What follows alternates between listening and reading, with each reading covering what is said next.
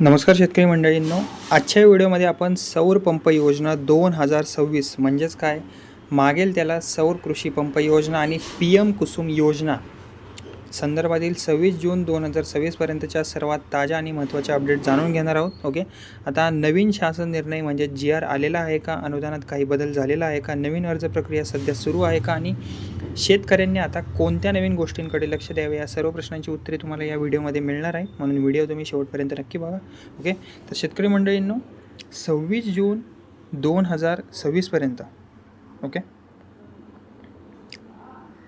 26 जून 2026 पर्यंत सौर पंप योजनेबाबत राज्य शासनाकडून कोणताही नवीन GR, अनुदान वाढ किंवा नवीन पात्रता नियम सध्या जाहीर करण्यात आलेले नाही आहेत. मात्र योजनेअंतर्गत अर्ज जी प्रक्रिया आहे, ऑनलाईन अर्ज प्रक्रिया जी आहे ती सध्या चालू आहे आणि लाभार्थी पडताळणीचे काम नियमितपणाने सुरू आहे. तुम्ही अर्ज करू शकता. ओके, आता दुसरी महत्त्वाची अपडेट म्हणजे की सौर पंप योजनेसाठी पात्र शेतकऱ्यांचे ऑनलाईन अर्ज सध्या स्वीकारले जात असून अर्जाची तपासणी आणि मंजुरी टप्प्याटप्प्याने सध्या सगळीकडे सुरू होत आहे. ओके, आता सर्वसाधारण प्रवर्ग पंपाच्या किमतींच्या 10% रक्कम लाभार्थ्यांनी सध्या यामध्ये भरायची आहे त्यांनी. ओके, आणि SC ST प्रवर्गाबद्दल सांगायचं झालं तर फक्त 5% लाभार्थी हिस्सा त्यांना भरायचा आहे आणि उर्वरित रक्कम जी आहे ती शासन अनुदानातून मिळणार आहे.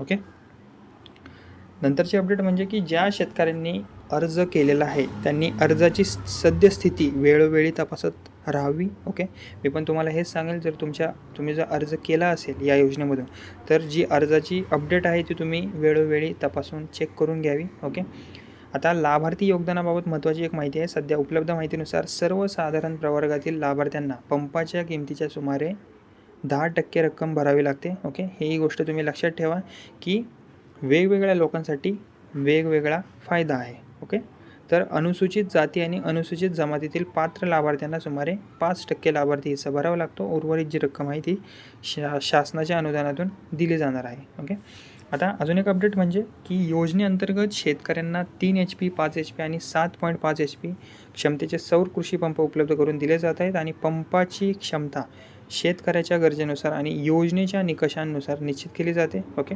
तर मित्रमंडळींनो, सौर पंपाचा सर्वात मोठा फायदा म्हणजे की शेतकऱ्यांना दिवसा जे आहे ते सिंचन करता येते. वीज बिलाचा जो खर्च आहे तो खूप कमी प्रमाणात होतो आणि लोड शेडिंगची जी समस्या असते जी की शेती साईडला होतच राहते. ओके, तीसुद्धा समस्या टाळता येते आणि शेतीसाठी अखंडित पाण्याची सुविधा सध्या उपलब्ध होते. आता आवश्यक कागदपत्रे आहेत त्याबद्दल बोलूयात. ओके, या अर्जासाठी काही आवश्यक कागदपत्रे आहेत ती अद्ययावत अपडेट ठेवणे गरजेचे आहेत. 7/12 उतारा, आधार कार्ड, बँक पासबुक, मोबाईल क्रमांक, जात प्रमाणपत्र लागू असल्यास आणि शासनाने मागितलेली इतर आवश्यक कागदपत्रे अर्ज करतानाही या ज्या गोष्टी आहेत, कागदपत्रे आहेत, त्या अत्यंत आवश्यक आहेत. ओके, म्हणून कोणतेही कागदपत्र जर तुमचे अपूर्ण असल्यास तुमचा जो अर्ज आहे प्रलंबित राहू शकतो. ओके, तर शेतकरी मंडळींनो, जर तुम्ही सौर पंप योजनेसाठी अर्ज केला असेल तर खालील गोष्टी एकदा नक्की तपासा. तुमचा अर्ज यशस्वीपणे सबमिट झाला आहे का, आधार कार्ड बँक खात्याशी लिंक आहे का, ओके, मोबाईल क्रमांक अपडेट आहे का तुमचा, ओके, सर्व आवश्यक कागदपत्रे जी आहेत ती योग्य प्रकारे तुम्ही अपलोड केलेली आहेत का, ओके, आणि अर्जाची सद्यस्थिती अधिकृत पोर्टलवर तुम्ही तपासलेली आहे का, या सर्व गोष्टी तुम्ही लक्षात घ्या. ओके, वेळोवेळी चेक करत राहा. या सर्व गोष्टी तुमच्या जर योग्य असेल तर पुढील प्रक्रिया तुमची सुरळीत होण्यास मदत होते. ओके, तर शेतकरी मंडळींनो, 26 जून 2026 पर्यंत सध्या उपलब्ध अधिकृत माहितीनुसार सौर पंप योजनेत अनुदान वाढ किंवा नवीन GR किंवा नवीन पात्रता नियम सध्या जाहीर झालेले नाही आहेत. मात्र ऑनलाईन अर्ज प्रक्रिया सुरू आहे, लाभार्थ्यांची पडताळणी सुरू आहे आणि पात्र शेतकऱ्यांना टप्प्याटप्प्याने सौर पंपाचा लाभ दिला जात आहे. योजनेबाबत कोणतीही नवीन अधिकृत घोषणा किंवा महत्त्वाची जर अपडेट आली तर सर्वात आधी मी तुम्हाला माहिती देण्याचा नक्कीच प्रयत्न करेन नवीन व्हिडिओमार्फत.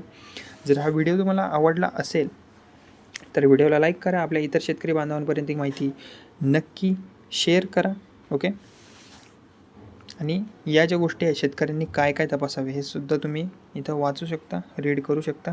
ओके, अर्ज यशस्वीपणे सबमिट झाला आहे का, लाभार्थी हिस्सा भरायची प्रक्रिया तुमची पूर्ण आहे का, आधार आणि बँक खाते लिंक आहे का, सर्व कागदपत्रे योग्यरित्या अपलोड केली आहेत का, अर्जाची स्थिती अधिकृत पोर्टलवर तुम्ही तपासा.